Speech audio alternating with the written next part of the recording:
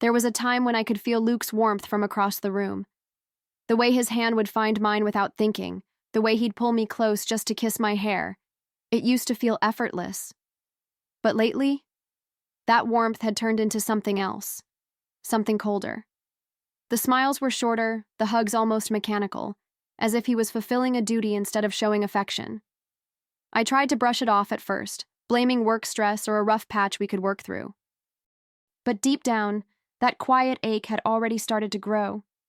I noticed it in the little things, how he'd linger in another room instead of joining me on the couch, how his phone never left his hand, and how the words "I love you" started sounding like a habit rather than a feeling. The space between us wasn't just physical, it was the kind of gap you can't measure with feet or inches, only with silence and unanswered questions. And once you start counting those, they pile up quickly. Then came that night. Luke was in his usual spot, hunched over his phone, thumbs moving quickly. I walked past, glancing just long enough to see images on his screen. Not work emails, not family pictures, but women I'd never seen before. Smiling, posing, looking back at him through the glow of his phone. The sting was instant, like ice water down my spine. And in that moment, my mind stopped making excuses. Something was wrong, and it wasn't just my imagination. For the rest of that night, I barely said a word. I didn't want to tip my hand, didn't want him to know that I'd seen enough to feel the floor shift beneath me. Instead, I sat there, nodding at whatever meaningless conversation he threw my way, pretending I was too tired to talk. Inside, though, my mind was racing. It's funny how quickly suspicion turns into strategy when your heart is on the line. I replayed the look on his face, the way he tilted the phone slightly away from me, like he'd been doing it long enough to make it second nature. I thought about all the evenings he'd come home late, the vague excuses, the times he claimed he was too tired for dinner. All of it suddenly lined up in my mind like pieces of a puzzle I didn't want to finish. But once you start seeing the picture, you can't unsee it. By the time I went to bed, I was lying next to him but felt like I was a mile away. His breathing was steady, calm, while mine was shallow and restless. That was the moment I knew I couldn't just confront him blindly. If I was going to face him, I'd need proof. Something undeniable. And that thought stayed with me, tapping at my ribs like a heartbeat I couldn't ignore. The next morning, I went through the motions like nothing had happened. Coffee, shower, work, smile when necessary. But behind every gesture, there was a quiet calculation taking shape. I wasn't going to be the wife who bursts into accusations, only to be met with lies so polished they almost sound true. No, I'd wait. I'd watch. And I'd collect the kind of evidence that leaves no room for twisting the story. It's strange, the shift that happens inside you when suspicion takes root. Part of me was hurt, of course, but another part, it was sharp, alert, watching everything. The way he left his phone face down on the counter, the sudden urgent errands at odd hours, even the change in his cologne, stronger now, as if he wanted to smell unforgettable for someone who wasn't me. Each detail felt like a breadcrumb, leading somewhere I wasn't ready to go, but knew I'd have to. And that's when I realized something important. If I wanted answers, I couldn't rely on catching him by chance. I'd need to create the moment myself. A test, one he wouldn't see coming. One that would show me the truth, no matter how much it hurt. Sophie was the first person who came to mind.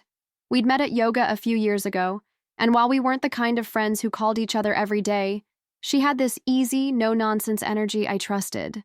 More importantly, Luke had never met her, not even in passing. That meant she was the perfect blank slate, someone he couldn't connect to me, someone who could slip into his world without raising suspicion. When I told her what I had in mind, she didn't hesitate. "If he's worth keeping, he'll fail this little game before it even starts," she said, a small smirk tugging at her lips. Her confidence was comforting, even if my stomach was in knots. I handed her his number, explaining the plan. She'd pretend she got it by mistake, then see how far he'd take the conversation.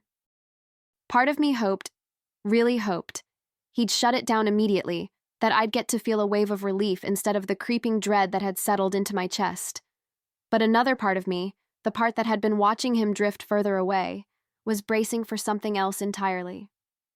Sophie sent the first text on a quiet Tuesday evening while I was making dinner. Something harmless, something that could pass as an honest mistake. "Hey, is this the Luke who works at Westfield Auto? I think I have the wrong number, but you seem familiar." I watched the screen over her shoulder as the message went out, my pulse quickening like I was the one committing a crime. For a while, there was nothing. Minutes stretched longer than they should have, and I almost convinced myself he wouldn't reply. Then his response lit up the screen. "Yeah, that's me." "Who's this?" No suspicion, no irritation, just casual curiosity. Sophie kept it light, a little flirty, nothing over the top. I told myself this didn't mean anything. People are polite, people make small talk. But when his next message came through, a slow smile on his words I could practically hear, I felt the first twist in my stomach. He wasn't shutting it down. He wasn't even asking how she got his number. He was entertaining it. Over the next few days, their little back and forth became a strange kind of ritual. Sophie would text him at times I knew he was free. Early mornings with his coffee, late evenings when he claimed to be finishing up work. At first, his replies were careful, clipped, like he was testing the water. But it didn't take long before those responses softened into playful banter, the kind that leaves room for more.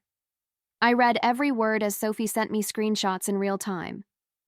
Sometimes my hands would tighten around my phone until my knuckles went white. Other times, I'd feel almost detached, like I was watching a movie about someone else's life. Still, the truth was settling in, heavier each day. He wasn't stopping. He was leaning in. And in a twisted way, that made things easier. Because now, this wasn't about doubt anymore. This was about proof. And proof, I knew, would give me the power to decide exactly what to do next. What started as playful banter didn't stay innocent for long. Within a week, Luke's text to Sophie had shifted. The tone thicker, heavier, like he'd stepped over an invisible line without even glancing back. Compliments turned suggestive. Jokes turned into innuendos. And I sat there, reading every single one, the glow of my phone burning into my hands like it might sear the words into my skin. It was Sophie who sent me the first screenshot that made my breath catch. There he was, my husband, telling another woman he'd been craving her company, that he wished he could get away for a night. Each word was a match tossed onto the pile of trust we'd built over years. And then, the real knife, he started talking about me. Not in passing, not even neutrally. No, he called me boring, clingy, said I didn't know how to have fun anymore. I thought anger would come first, but it didn't. What came was a deep, quiet stillness, like the air before a storm. My pulse slowed, my breathing evened out, because in that moment, something in me clicked into place. This wasn't just betrayal, this was opportunity. Sophie kept feeding me every word, every emoji, like she was handing me ammunition one bullet at a time. I didn't have to ask her to push things forward. Luke was doing that all on his own. He suggested meeting up somewhere private. He asked her what she liked to wear. He even joked about how easy it was to get away when your wife trusted you. I stared at that last one for a long time, feeling a mix of disbelief and grim clarity. The oddest part? I didn't cry. Not once. Instead, I found myself studying his words like a strategist, noting patterns, reading between lines. I realized I wasn't just hurt, I was in control now. He thought he was pulling the strings, but every move he made was one I'd already anticipated. I had the advantage, and he didn't even know there was a game being played. It's amazing how power shifts when you stop reacting and start planning. My pain was real, but it had a purpose now. And that purpose was growing sharper by the day. By the second week, the messages had gone from suggestive to outright filthy. He described what he wanted to do to Sophie in vivid detail, words I couldn't imagine him saying to me anymore. Each screenshot felt like a slap, but I refused to flinch. I needed every piece of this, not just for my own clarity, but for what I was building in the background. I saved everything. Every text, every timestamp, every digital breadcrumb that proved exactly who he was when he thought I wasn't looking. It was almost surgical the way I went about it. No emotion on the surface, no confrontation, just quiet documentation. Because when the time came, I wanted him to see it all. I wanted him to realize I'd been watching the entire time. That's the thing about betrayal. It's not just the act, it's the arrogance behind it. And his arrogance was about to become the very thing that unraveled him. When Sophie told him she wanted to meet in person, she barely had to nudge. He jumped at the chance, eager in a way that made my skin crawl. "Private dinner, just us," she wrote, and he promised he'd figure out some excuse to keep me home. The irony made me almost laugh, because he had no idea I was the one pulling the strings, choosing the place, and setting the stage. We settled on an upscale restaurant, the kind with low lighting, polished silverware, and just enough pretension to make him think he was impressing her. Sophie and I planned every detail, the timing, the table, even the way she'd conveniently have to cancel at the last minute. Except, of course, she wouldn't tell him that until he was already there. The day of, I didn't feel nervous. I felt ready. I slipped into a dress I knew he loved. Not for his sake, but because I wanted to look untouchable when the truth landed. A quick glance in the mirror confirmed it. I wasn't walking into a confrontation. I was walking into a performance, and he was about to play the lead role in his own undoing. I arrived early, the restaurant's warm golden lights spilling onto the sidewalk as I stepped inside. The maitre d' greeted me with a polite smile, leading me to the table Sophie and I had picked, tucked in a corner, private enough for whispered conversations, but open enough for people to notice if something dramatic happened. Perfect. I ordered a glass of wine and let the stem rest between my fingers, feeling the cool condensation as I scanned the room. My heart was steady, my breathing calm. I wasn't here as a wife begging for answers. I was here as a woman holding all the cards. Every laugh from a nearby table, every clink of cutlery felt like background music to the scene I was about to orchestrate. The plan was simple. Let him walk in expecting her, watch the recognition flash into confusion, and then take him apart piece by piece, not with shouting or theatrics, but with the kind of quiet precision that leaves a deeper mark. I sat there, posture relaxed, my wine untouched now, eyes fixed on the entrance. Every time the door opened, a small thrill shot through me, knowing we were seconds closer.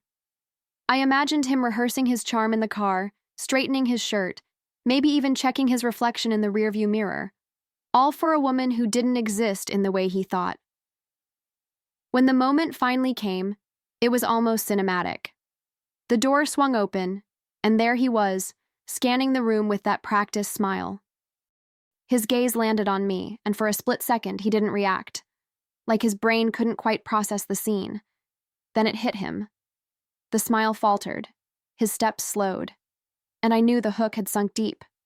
I didn't wave, I didn't call out. I simply sat there, waiting, the faintest curve of a smile on my lips, ready to let him walk straight into the truth. He stopped at the edge of the table, eyes darting like he was trying to calculate an escape route. I gestured to the seat across from me, my voice steady. "Sit." It wasn't a request. Around us, a few diners glanced up from their plates, sensing something worth watching. He lowered himself into the chair slowly, like he was walking into a trap, which of course he was. Without a word, I reached into my bag and slid a folder across the table. The manila edges were worn from the hours I'd spent stuffing it with proof, screenshots, timestamps, and every filthy word he'd ever typed about me to Sophie. His hands hovered over it, not opening it, as if touching it might make the contents more real. I leaned back in my chair, letting the silence stretch until it felt heavy. "I hope she was worth it, Luke," I said, just loud enough for the nearby tables to catch every word. "Because after tonight, you'll have nothing left to cheat on." His mouth opened, but nothing came out. The flush creeping up his neck was almost the same shade as the wine in my glass. I watched him glance around, realizing the murmurs had started, that soft ripple of curiosity spreading from table to table. A couple at the bar leaned just slightly toward us, straining to hear. It was perfect. Slowly, he flipped the folder open. I saw the recognition in his eyes as each page turned, his face tightening like the walls were closing in. Every message, every insult, every little betrayal was there in black and white. It wasn't just the evidence. It was the humiliation of knowing I'd been collecting it while sitting right next to him all along. I didn't interrupt. I didn't need to. The silence said more than any outburst ever could, and with each second that passed, I could see him shrinking, not from guilt, but from the weight of being caught without a single excuse that might save him. I stood up, my chair sliding back with a deliberate scrape against the floor. Every eye in that corner of the restaurant was on us now. I picked up my bag, letting the strap rest on my shoulder as I looked down at him one last time. "Enjoy your dinner," I said, my tone almost sweet. "It's the last one you'll have on me."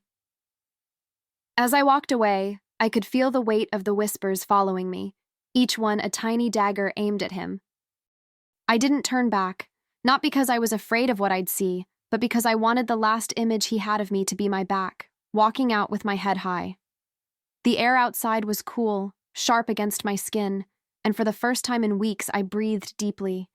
This wasn't closure, not yet. But it was the first move in a life where he no longer had a place. And that thought, more than anything, felt like freedom.